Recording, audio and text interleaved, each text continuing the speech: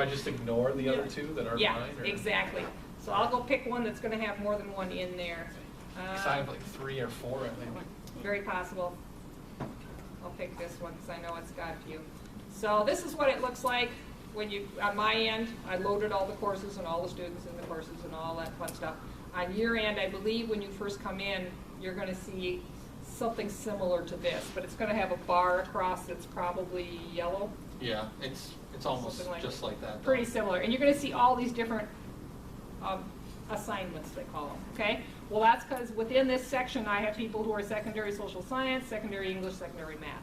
You just pick the one that you're doing. Don't worry about the others, okay? So you'll see more than one in there. As people get through, that bar will change colors. I'm not sure that you see that. You only see when you've submitted, I think. So as you go into it, the assignment is there. You'll see kind of the components. Needs to be in by December 1st.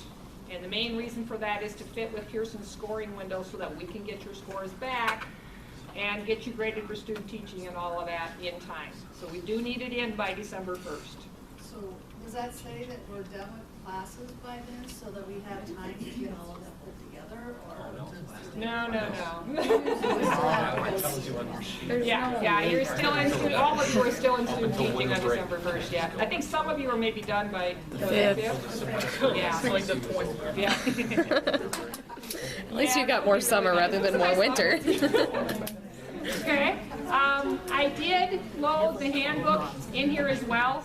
So at the bottom of that, if you haven't got your handbook somewhere else, you'll be able to pick it up here. I'm going to back out here now and go into a version that's going to look more like yours. This is kind of what yours will look like, right? Yeah. Yeah, so it'll have these different assignments there, okay? So if you click on the assignment, the one that you're going to do, you can go in and open up the handbook and so on. So that's what your version really kind of looks like. So what you'll do is you'll go here under Documents. This is where your portfolio is. You'll go to New if you haven't got your template set up yet. You'll see TPAs. There's one of them right here. All the different TPAs are there. So we'll just pick one. Tell it to create the document. You can leave that name. They don't care about names. They used to be real picky about names, and now that doesn't matter. The handbook is here. All the templates you need are here. So these are the pieces you're going to complete. So I would say just download these and save them to your desktop so you can type into them. Sandy? I have a question. Yeah. It says edTPA elementary math under the literacy. Is that supposed to be in there? I was going through it the other night. You're right. Elementary math learning segment overview. Yeah, and it's in the literacy section. Literacy. Crazy. Yeah, and it has the math context for learning and the math assessment in there. And these are loaded by Pearson. 2 live texts to here. Strange. Oh, Pearson. You stop it. So now I want to go back and make sure the parts you do need here are the lit context for learning, the planning, the instruction, and the assessment are all there. I had never noticed that. I just like, yep, it's there, okay. You were going, oh, I have to do them all. I should go to LA. No. Curious. Interesting. Okay. If you go under the assignments, like I'm doing the literacy too, it says that my major is elementary mathematics, and then it says that the TPA under there is elementary math, but that's under the literacy. Oh, fun. Okay, I will try over the weekend to go in and clean out what you don't need. Make sure you do have what you do need. Ah, joy. They have what they need done. Okay. Rhonda? Yes. So I had created another edTPA for my math through like the normal way that we do. Yep. And now we're going in and it's saying begin an assignment for it. So should I forget about the one that I had already opened and created and delete it and do the assignment one? When did you do this first one? In August. So it's with the new handbook? I mean, Okay. that would be what I would check, is check the date on this and make sure, because we just got the handbooks in August. Because I just made a new one after orientation. I just Yeah. made As long my as it has edTPA. 2014-15 at the top. As long as it has that, you've got the right one. Okay? But yeah, if you created it, so here's what's going to happen with this. You kind of get the big picture. What you're going to do is download these things, fill in the parts you need, save your changes, and then upload them again, okay? Anybody remember? How many documents can you get in one of these sections? 10. So are you gonna get them all right here? No. You have to add So you another create page. some more sections, and I have directions in there for you. What I recommend to people is just make a task 1, a task 2, a task 3. So you've got a spot that'll each hold 10. And so under this manage content, you just create a section, just choose that first one, text and image. The directions with screenshots are in D2L. But then just call it task 1. That's an important thing. And task 2 and so on. And then once you've got those, you've got a place. And the nice thing about that is you can leave the ones that are there if you ever need to go get one. And then you've got a place to load them. Okay? So that way you've got your 10 slots in each section, and you can load everything you need. Okay? I will do a little closer. Like I said, took them right from them, and silly made me make the assumption that they did it right. Okay. When you're done with this, and I'm going to show you some screenshots later, but you will do exactly what she was saying. You're going to start from your live text. You're going to go through that assessment or the assignment, and it will load to Pearson from there. So you're going to start with what's in live text. And they actually have a spot where you're going to fill little slots. Lesson plan 1, lesson plan 2, your rubric. They have spots that are labeled that you just upload it from live text directly to those slots. And that way it makes sure you've got everything. On the Pearson site? It's through live text to the Pearson site. They take it directly. But it's their way of making sure you've got everything. Because the Pearson site, there are schools who are going there directly. It's really not user-friendly. I had one person last year who, for whatever reason, decided to do that and then had lots of issues. Their site is not real. It doesn't have that nice filter slots and know for sure you got it It's done. not user-friendly. Yeah. Dream catcher. Okay, so back to where we were here. Okay, so we will get you those voucher codes. They should be here any day now, so hopefully soon. And make sure you keep that that password, because once you do register, you've got your spot in there, they're going to send you an email back that will have something called an authorization key. Okay, you need that when you submit, so you're going to need to hang on to that. If you would lose it, you can retrieve it from the Pearson site where you registered. So it's not like you can't get it back. I can't get it for you, but if you log back into your account, as long as you can get in, you'll be able to get it. So it will be in there. So lots of review materials about how to do all this, and directions with screenshots are in D2L. That should help. Create your portfolio in live text, and then you will submit it there. So, okay? I got a link here for questions to consider in your lessons. Yes, I wanted. Yeah, I was afraid of that. Yeah, because when I had to move stuff over here. I'll make sure you know what that is, and that is posted in D2L, so we'll have it there. But it's basically what I already told you about, making sure you have an assessment tied to things and that sort of thing. That all that's in there. Oh, the other one that should be important, I want to make sure to identify. If you've got any students on your Context for Learning that are identified with an IEP, you do want to make sure in your lesson plan you talk about specifically what are you doing to meet that student's IEP. That is a law. You have to be meeting that as a teacher, and they want to see it as part of what you're writing. Sam? I got a question. So, we have a foreign exchange student. They Okay. would obviously be IEP or English language learners, but Right. where would you put that? Like, would that go I under would call them that? an English language learner. Okay. I mean, they might not actually, have an IEP or a Yeah. plan, but I would state that you have one in your classroom. Okay. Because obviously you're probably doing some Yeah. adaptations for that student, so, Okay. yep. Yes, What if the student from IEP is making the classroom during? then make sure you note that in the commentary. That even though I have this student in my class and people on an IEP, her question was, what if that student on an IEP isn't in the classroom, or you didn't get a video signature? Right, they go somewhere else. Make sure you note that. The other thing I would tell you too is saying something like, this student has a para, the para takes care of it. Does not score well, because whose job is it to do that student's curriculum? Yours. So hopefully you are providing the para with, here's what they should be doing. And that you want, even if that's the sentence you put in, I prepared materials for the para that lines up to this student's IEP, and she or he works with him separately. Perfect. But they need to know that you did something. If you just ignore that, that's going to be a red flag. So, What if the specialist is the one that's implementing that for that particular time? And the specialist is the Right. one that's, they say this is what you need to do and they provide it. okay, Sandy's question, what if the specialist is the one saying, here's what you need to do, and they provide it? Again, I'd make sure I note that in the commentary, that they're doing the curriculum for this student, and you're kind of co-teaching with them then essentially, because they're providing what that student needs, but in your classroom. Okay? So, do you want me to write accommodations when my whole class is on an IEP/ELL/ In your Yeah. his section, and I taught that class, so I know what you're talking about. The entire class is an IEP, ELL, they got struggling learners in general, yeah. Kind of the opposite of the honors class situation. Again, in the commentary, I would note that this class has everyone who struggles put together. Okay. And so here's what I'm doing for the entire group. Then if you've got anybody with some really specific, Okay. needs, I'm thinking like I had a class one time where a student was totally deaf. And so he had an interpreter, but I, couldn't turn my back and walk right to the board.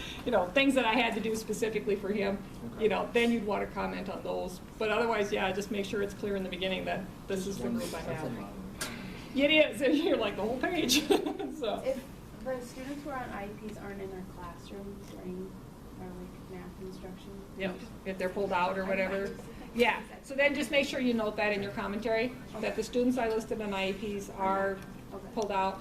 But there again, too, you're still, unless your SPED teacher is providing the curriculum, it's supposed to be you that's working with them to determine what that is in the SPED room. Yeah, so then I would just say, the student gets the math in that room and that teacher is responsible, so. Liz? What if I don't have a student that we are working on one and we're doing intervention? Yep, that I would mention that too, very possible. You might be having students that are going through the identification process, or you're doing the RTI and you're trying different interventions. Well, because he does get pulled from our room for basically the whole week. Okay, So, yeah. So again, I would make sure there's a note on there about that. And actually, sad to say, but that's a good thing, because they're gonna wanna see what are you doing for struggling learners and what interventions are you doing, so you have something to talk about. So it's almost harder to answer those questions if you don't have anybody, that's a struggling learner on your roster, because it's kinda hard to say, you can talk about what you're doing with kids who struggle, but now they don't have anything really targeted that you can talk about, so. Okay, let's see, things that are in the content area. All of materials here are there, but there's also info and support materials for you to give. If your mentor teacher has never heard of TPA, there's still a lot of that out there. Ed Minnesota and all the other groups, the principals associations are supposed to be pushing this all out, and I'm not sure it ever gets to the teachers. So in that section, there are things for you to give to your mentor teacher. There are things that you can give to parents. There's also, the briefs are in several different languages. So if you've got parents who need something in Spanish, in Hmong, in Somali, and whatever, assuming they read in that language, there are printed documents in lots of different languages that you can print off for your parents there. So that should help you. Then, in the Getting Ready for TPA section, there's a document right away. It says Open First. I mean that. Open that one first. That one's going to go through the here's what you need to be thinking about as you're setting this all up. Then there are some briefs. Those come from the TPA folks out in Stanford. They kind of briefly tell you, here are things you need to keep in mind as you're planning it. Then there's the directions for creating that portfolio, like we just showed you in live text, how you set that up. It also tells you how to get to the SMSU lesson plan. There's a copy in live text that you can get all the time. I've also put a copy in the content area of D2L. There's a second copy in D2L, that's the lesson plan, but you'll notice a bunch of red font. Don't use that one for your TPA, but it just has those questions for you. It's like, here's what you need to be thinking about. Have you thought about this part? Have you included this? So it's kind of the same idea of those guiding questions. So. Okay, so the SMSU one that you have uploaded doesn't have the contents for learning No. part of it, so we don't need that, because we do that. Because you do that as a separate document, yeah. Okay. The ones that you've maybe seen in professors' classrooms here, they had you put it on so it's all in one place and you weren't uploading lots and lots of different things. Okay. But yeah, it actually is a separate document for the Pearson purposes, so. Okay. Curious. I have, in our math class, so I'm going to do mine on math, but from the beginning through our assessments, we split. And so we have our lows in math and our highs. Okay. And I completely taught a different topic than my mentor teacher. Okay. So should I include our whole group 20 students, or should I, You can do or the should I small just group. put my 10 students for everything and just list their? That's probably the easiest, and you can Okay. do that, because Okay. sometimes that happens too. We've had it happen where they only got 8 signed videotape signatures back. Okay. So they just sat around the table and did that group, you know? Okay. And they realize this happens. You know, they know that it's hard to get those back sometimes. So should I list that in my commentary or not? I even would, in just? your commentary, I'd state that they do the grouping. Okay. And that you're teaching this particular group, and Okay. that's why this is the only part they're seeing. Okay. Yeah, so kind of think about, this person can't see your class, doesn't know your situation. What do they need to know to be able to know what what your surroundings are like, which group you're in? Some of you may have a school that has a very scripted curriculum, especially for literacy. Maybe you have that, where tell you, here's what you're gonna do. Make sure you let them know about that, because then they realize this is not necessarily what you would choose, but here's what, they're saying you have to do to stay true to the curriculum. And it's not a bad idea then in your reflections to say, when it's my own class, here's what I would like to do. Because then at least you can show what you would do if you had the opportunity. It's not your classroom, you can't go change everything. But, you work with what you got, so, okay? Let's see, other things in there, video editing. Got 2 or 3 different things in there about how to use these cameras. I also have got a couple new things I just put in there about how to use iMovie and some updated directions on that. So if you're using that, if you're using an iPad, how do you get it off of there and into the iMovie and do the clipping, things like that. It's pretty easy with iMovie, but again, you gotta know how you're gonna do it. One of the things that no matter what you use, whether it's Movie Maker or iMovie, you need to compress your file. Not for live text, but for Pearson. Your live text will take it, no problem. But you have to compress the file. Pearson has a file size limit for your video. Video takes up a huge storage space. So this handbrake is what LiveText recommended to us. It works on any platform, so PCs, Macs, old, new, it works on all of them. I've got directions in there now that have screenshots, again, tell you where to click along the way. Rarely have too much trouble with that. Once in a while, I'll have somebody who runs into a glitch, and if you do, come in, talk to me, call me, whatever, we'll walk through it. But that usually has been working really well, that you just, once you have, what you do is you have to get your clips first. Okay, so when I say clips, you can only have 2 at the most. You can't do any editing. It can be 1. You can have it all be from 1. You can do part Monday and part Wednesday. That's fine. If you've got those, whatever days are in your 3 to 5 day unit. So it can be 2 separate clips. It can be all 1. You don't have to use the total time. That's been a question. It's like, what if I only use 13 minutes? Is that bad? No. Just make sure that, look at the rubrics. Is it showing what you want it to show? If you've got 13 minutes of good quality stuff, that's fine. But you can't go over the amount, because what the scorers are told is once you get to whatever your scoring limit is, they stop watching. And if your best stuff is at the end, they're never going to see it. Okay? So make sure in every handbook, there are different amounts for different handbooks too. So read your handbook for that task too and know how many minutes you can use. So get your clips first. After you've clipped them and you've just got these 1 or 2 chunks, then put it through Handbrake. Okay? So not the whole movie and then try to clip it. That's going to give you grief. Clip it first. Put it through Handbrake. You'll have a nice file that's small. The good news about that then is when you go to upload it to LiveText, it should go fairly quickly. It won't take half an hour to get it there.